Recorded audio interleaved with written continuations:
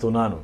ప్రభునందు ప్రియమైన సహోదరుడా సహోదరి, ఈ ప్రత్యేకమైన సమయంలో దేవుని యొక్క వాక్యములో నుండి అపోస్తలుడైనటువంటి పౌలు గలతీయులకు రాసిన పత్రిక 5వ అధ్యాయము 24వ వచనాన్ని మనం ధ్యానించుదాం. క్రీస్తు యేసు సంబంధులు శరీరమును దాని ఇచ్చలతోనూ దురాశలతోనూ సిలువ వేసి ఉన్నారు. ఇదే మాట వాడుక భాష బైబిల్లో ఈ విధంగా రాయబడుతుంది: యేసు క్రీస్తునకు చెందిన వాళ్ళు తమ శరీరమును దాని మోహములను దాని కోరికలను సిలువకు వేసి చంపారు అన్నమాట రాయబడుతుంది.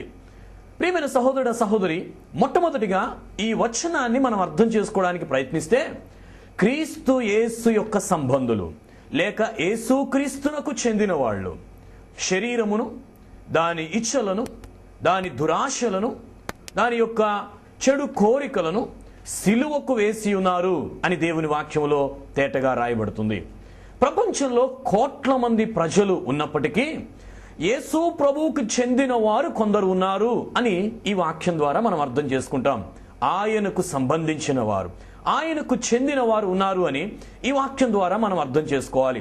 పరిశుద్ధ గ్రంథములో 2వ తిమోతి పత్రిక 2వ అధ్యాయం 19వ వచనంలో ప్రభువు తన వారిని ఎరుగును అని అంటాడు. తన వారిని అనగా తనకు సంబంధించిన వారు కొందరున్నారు అని దేవుని వాక్యం ద్వారా మనం అర్థం చేసుకుంటాం.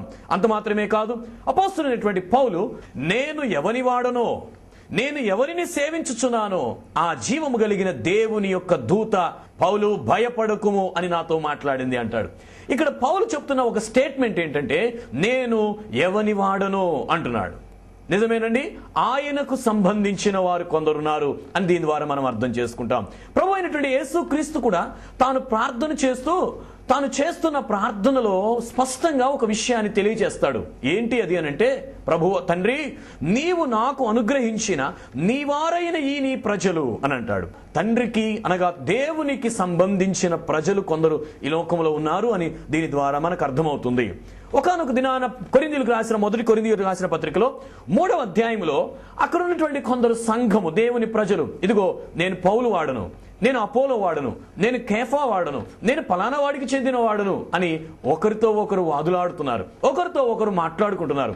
ఆ సమయంలో అపోస్తలుడైనటువంటి పౌలు అంటాడు, ఇదిగో నేను మీతో పసిపిల్లలతో మాట్లాడవలసి వచ్చినట్టు మాట్లాడవలసి వస్తుంది. పౌలు ఎవడు, కేఫా ఎవరు అని చెప్తూ మొదటి కొరింథీ పత్రిక 3వ అధ్యాయము 22వ వచనంలో ఒక మాట అంటాడు, ఇదిగో మీరు క్రీస్తు వారు అని అంటాడు. నేను పౌలు వాడును, నేను కేఫా వాడును, నేను తిమోతి వాడును అని చెప్పుకుంటున్న వీరందరూ పసిపిల్లలను పోలిన వారు, ఇంకా ప్రైమరీ స్కూల్లో ఉన్నవారే, విశ్వాసములో ఎదిగిన అనుభవం లేనటువంటి వారు. నిజమేనండి, ఇక్కడ మనం జ్ఞాపకం చేసుకుంటున్నాము. మొదటిది తన వారిని అని చదువుతాం. ఆ తర్వాత పౌలు అంటాడు, నేను ఎవని వాడనో, నేను ఏ దేవునికి సంబంధించిన వాడనో అని అంటాడు. నా దేవుడు ఎవరు అన్న మాటను అక్కడ వాడతాడు.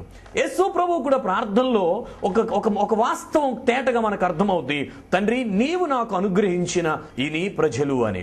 అంత మాత్రమే కాదు, కొరింథీయులకు రాసిన పత్రికలో ఇదిగో మనము క్రీస్తు వారము అన్న సత్యం అక్కడ మనకు తెలుస్తుంది. అయితే ఇప్పుడు బైబిల్ గ్రంథంలో గలతీ పత్రిక 5వ అధ్యాయం 24వ వచనంలో ఏమని రాయబడుతుందంటే, క్రీస్తు యేసునకు చెందిన వాళ్ళు అనగా యేసు ప్రభువు తన వారు అనబడుతున్న వారందరూ కూడా ఒకటి చేశారంట. ఏంటి అంటే, వారు తమ యొక్క శరీరమును దాని యొక్క ఇచ్చలతోనూ దురాశలతోనూ సిలువకు వేశారు అని వాక్యంలో రాయబడుతుంది. ఏమండి, ప్రభువునందు ప్రియమైన సహోదర సహోదరి, సిలువ అనేది శిక్షను చూపిస్తుంది. సహజంగా ఒక వ్యక్తిని ఏదైనా ఒక నేరం చేసినప్పుడు మన భారతదేశంలోనైతే ఆ వ్యక్తికి ఉరిశిక్ష వేస్తారు. ఒక వ్యక్తి క్రిమినల్గా తేలినప్పుడు, ఒక నేరస్తుడిగా తేలినప్పుడు ఉరిశిక్ష వేస్తారు.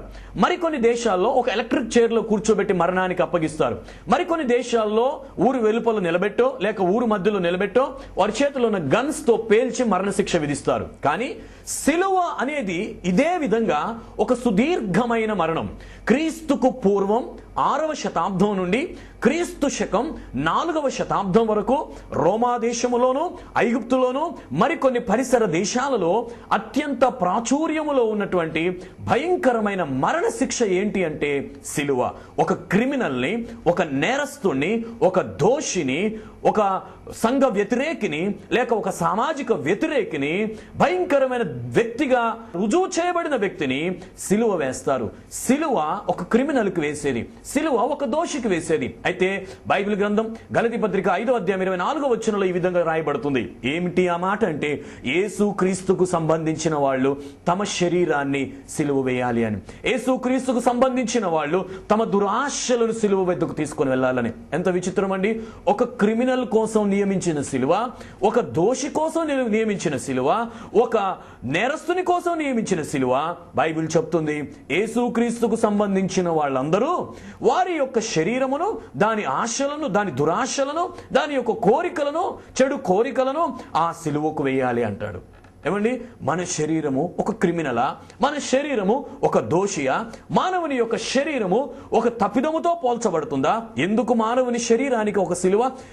నేను యేసుక్రీస్తుకు చెందిన వాళ్ళం అవుతున్నప్పుడు మన శరీరము, దాని యొక్క కోరికలు, దాని యొక్క దురాశలు ఎందుకు సిలువ మీదకి వెళ్ళాలి? నిజంగా ఈ మాటను ఒకసారి మనం జాగ్రత్తగా అర్థం చేసుకోవడానికి ప్రయత్నం చేస్తే, బైబిల్ గ్రంథంలో గలతీయులకు రాసిన పత్రిక 5వ అధ్యాయం 16వ వచనం నుంచి 17వ వచనం వరకు మనం చదివితే అక్కడ ఒక మాట మనం చదువుతాం. మనలో ఉన్న శరీరము ఎప్పుడు ఆత్మకు విరోధంగా పనిచేస్తుందని. ఏమండి, ఆత్మ దేవునికి అనుకూలంగా జీవించడానికి ప్రయత్నం చేస్తే, శరీరం అనేది ఎప్పుడు ఆత్మకు వ్యతిరేకంగాను దేవునికి వ్యతిరేకంగాను పనిచేయడానికి ఇష్టపడుతుంది. అంత మాత్రమే కాదు, గలతీ పత్రిక 5వ అధ్యాయం 19వ వచనంలో దేవునికిని ఆత్మకును వ్యతిరేకంగా పనిచేయడానికి ఇష్టపడే ఈ శరీరము, శరీర క్రియలు అనగా కోపము, కలహము, మత్సరము, దురాశ, కాముకత్వము, ఇలాంటి భయంకరమైనటువంటి శరీర సంబంధమైనటువంటి క్రియలు ఒక వ్యక్తి యొక్క శరీరములో నుంచి తేటగా అనేక సందర్భాలు కనబడటాన్ని మనం చూస్తాం. కీర్తన గ్రంథం 51వ అధ్యాయంలో భక్తుడు అంటాడు, ఇదిగో నేను పాపములో పుట్టిన వాడను, పాపములోని నా తల్లి నన్ను గర్భమున ధరించింది అని. నిజమేనండి. రోమీయులకు రాసిన పత్రిక 7వ అధ్యాయము 18వ వచనంలో బైబిల్ గ్రంథంలో ఈ విధంగా రాయబడుతుంది, ఇదిగో నా యందు, నా శరీరమందు మంచిది ఏదియో నివసించదని నేను ఎరుగుదును అంటాడు. నిజమే, ఒక మానవుని శరీరములో తాను మంచి చేయాలని కోరుకుంటాడంట, తన వలన కీడే జరుగుతుందంట. ఒక్కొక్కసారి మంచి చేయాలని ఆశపడతాం, కానీ కీడే జరుగుతుంది. సహజంగా మనకు తెలుసు ఒక సామెత, పాముకు తలలో విషయం ఉంటుందంటారు, తేలుకు తోకలో విషయం ఉంటుందంటారు, కానీ మనిషికి నిలువెల్లా విషయమే అన్న సామెతను మనం ఎరుగుదు. నిజమేనండి. ఈ రోజులలో మానవుని యొక్క జీవిత పరిస్థితులను మనం చూస్తే, భయంకరమైన పాపము ఒక మనుషుని యొక్క శరీరములోను, తన క్రియలలోను, తన ప్రవర్తనలలోను తేటగా మనకు కనపడుతుంది. ఒక మానవుని యొక్క శరీరములో పాపము నివసిస్తుంది. అది జన్మతోనే మానవుని యొక్క శరీర స్వభావములో పాప నియమం ఉంది అని రోమీయులకు రాసిన పత్రికలో బైబిల్ గ్రంథంలో మనం చదువుతాం. ఇదిగో నా యందు ఉన్న పాపమే నాతో పాపము చేయిస్తుంది అంటాడు. పాపము యొక్క నియమము మానవ శరీరములో ఉంది. అంత మాత్రమే కాదు, ఈ వాక్యాన్ని వింటున్న ప్రియమైన సహోదరుడు సహోదరి, ఎవరైనాను తమలో పాపము లేదు అని అనుకున్నట్లయితే 1 యోహాను పత్రిక 1వ అధ్యాయం 8వ వచనం చదువుతుంది, అట్టివాడు అబద్ధికుడు అని. సో దీనిని బట్టి మనం అర్థం చేసుకోవాల్సిన విషయం ఏంటంటే, మరొక సందర్భంలో బైబిల్ వాక్యం ఈ విధంగా రాయబడుతుంది, ఏ భేదము లేదు, మానవులందరూ పాపము చేసి దేవుడు అనుగ్రహించిన మహిమను పోగొట్టుకున్నారని. నిజమేనండి, మానవుడు పాపము చేసి దేవుడు అనుగ్రహించిన మహిమను పోగొట్టుకున్నాడు. మానవుని యొక్క శరీరములో మంచిది అంటూ ఏది లేదు. మానవుని యొక్క శరీరములో పాపం యొక్క నియమము జీవిస్తూ ఉంది. జన్మతః పాపి, కర్మతః మనుషుడు పాపములో నివసిస్తూ ఉన్నాడు.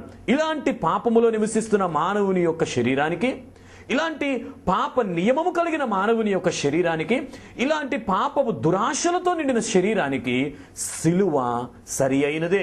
అయితే అందుకోసమే బైబిల్ చెప్తుంది గలతీ పత్రిక 5వ అధ్యాయం 24వ వచనంలో, యేసుక్రీస్తుకు సంబంధించిన వాళ్ళందరూ, యేసుక్రీస్తుకు సంబంధించిన వాళ్ళు ఎలా అయ్యారు అనంటే, వారు తమ శరీరమును, అందులో ఉన్నటువంటి దురాశలను, ఆ శరీరమందు నివసిస్తున్నటువంటి ప్రతి ఒక్క ఇచ్చలను వారు సిలువకు వేసి చంపారు అని. గలతీ పత్రిక 5వ అధ్యాయం 24వ వచనంలో ఉన్నట్టుగా సిలువకు నీవు నేను అప్పగించుకోవడం అంటే అర్థం ఏంటి? లూకాసు వార్త 9వ అధ్యాయంలో మన సిలువను మనం ఎత్తుకోవడం అంటే అర్థం ఏంటి? తేటగా బైబిల్ గ్రంథంలో ఒక 4 విషయాలు నేను మీకు జ్ఞాపకం చేసి ముగిస్తాను. రోమా సామ్రాజ్యములో సిలువ యొక్క విధానం ఏ విధంగా ఉండేదంటే, ఎవరినైనా ఒక వ్యక్తిని దోషిగా ఎంచబడినప్పుడు మొట్టమొదటిది ఆ వ్యక్తిని అరెస్ట్ చేస్తారు.